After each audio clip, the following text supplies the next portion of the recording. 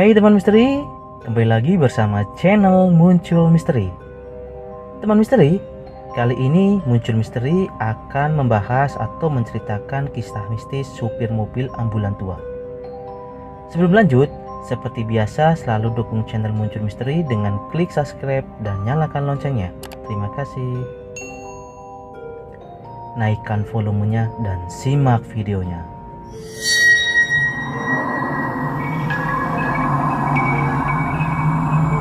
Langsung ke ceritanya.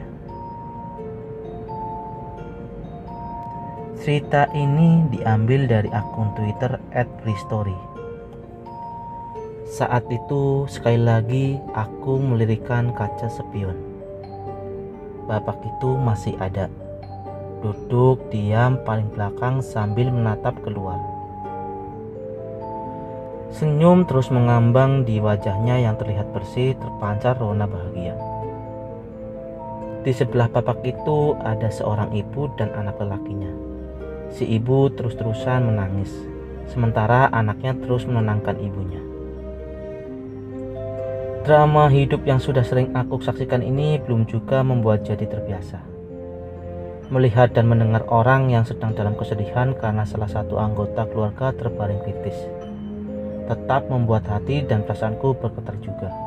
Aku jadi ikut sedih, selalu begitu. Sementara Doni, perawat yang ikut dalam penjemputan, terdengar masih terus memberi perawatan kepada pasien yang tengah terbaring.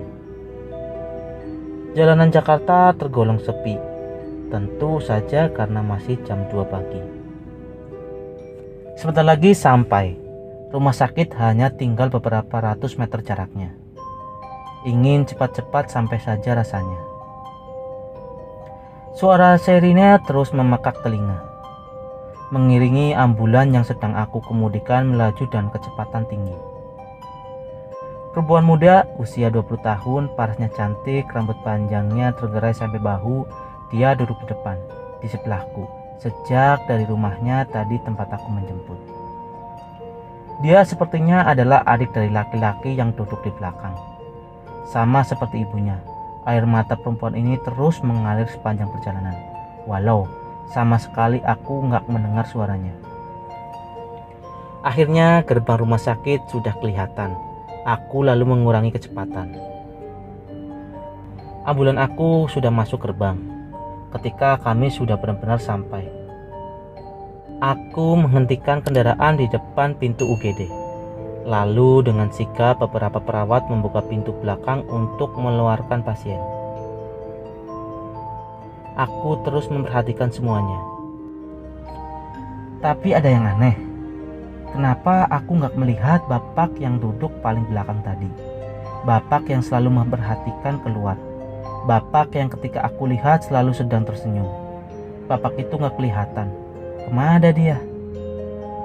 Sama perempuan yang duduk di kursi depan juga nggak kelihatan. Padahal aku nggak melihatnya turun kendaraan. Mungkin sudah turun tapi aku nggak lihat. Begitu pikiranku dalam hati.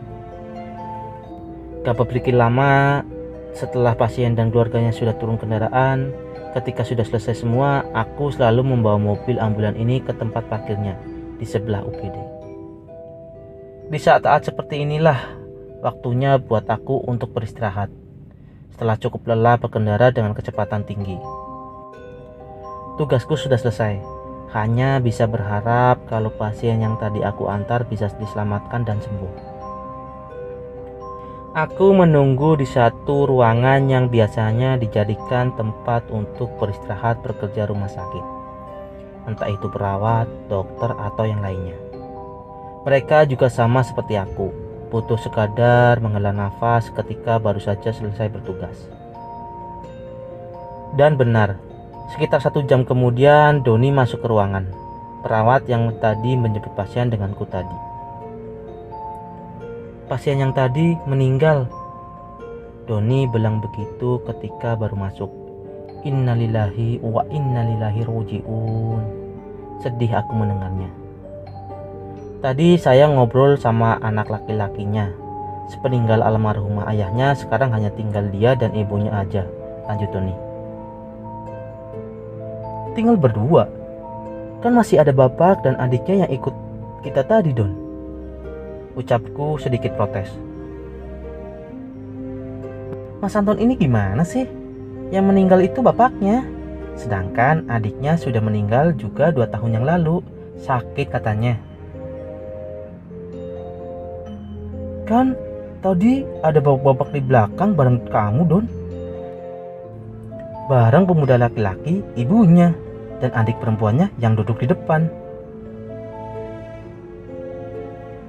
Mas, tadi itu saya di belakang cuma bareng anak laki-laki, pasien dan ibunya saja. Gak ada bapak-bapak. Doni mulai agak tinggi nadanya bicara. Terus, bapak yang duduk di paling belakang itu siapa? Berkumis, agak gemuk, rambutnya sedikit ikal. Ah, Mas Anton ini halu nih. Yang digambarin itu kok mirip dengan pasien yang meninggal tadi. Beneran loh Mas, saya tadi cuma bertiga di belakang mendampingi pasien. Terus yang duduk di depan sebelah saya siapa ya? Perempuan muda cantik, tanyaku lagi. Sepanjang jalan tadi Mas, gak ada orang yang duduk di depan. Mas Anto duduk sendirian. Kami semua di belakang, gak ada yang duduk di depan selain Mas Anto. Begitu Doni bilang, dan dia sama sekali gak bercanda.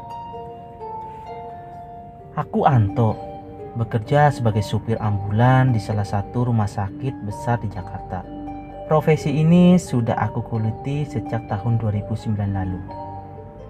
Sudah cukup lama. Awalnya, ini memang bukan jadi pekerjaan yang aku inginkan dan cita-citakan.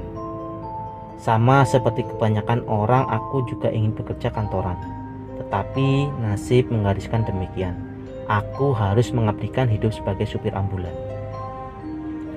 Rumah sakit tempatku bekerja juga bukan rumah sakit kecil. Termasuk cukup besar malah. Bangunannya menjulang tinggi di jalan besar yang terletak di Jakarta Selatan. Yayasan yang menaungi juga sangat menghargai pekerjanya, termasuk supir sepertiku. Makanya, sudah 10 tahun lebih aku bertahan, karena memang betah. Dalam perjalanannya, banyak pengalaman yang aku rasakan. Pahit getirnya sudah aku alami, termasuk cukup banyak pengalaman menjurus seram. Beberapa di antaranya sangat jauh di luar logika, gak masuk akal tapi kejadian. Satu pengalaman janggal menjurus seram sudah aku ceritakan di awal tadi. Ketika ambulannya aku kemudikan membawa penumpang gelap. 2 penumpang ternyata sudah meninggal. Seperti aku bilang tadi, banyak peristiwa yang sama sekali gak bisa diterima akal. Susah untuk dipercaya, aku sendiri yang mengalaminya pun masih gak habis pikir. Kok bisa semuanya terjadi? Itulah kisah mistis supir ambulan tua. Buat teman-teman misteri, selalu ikuti video-video terbaru di channel Muncul Misteri. Sampai jumpa, salam Muncul Misteri.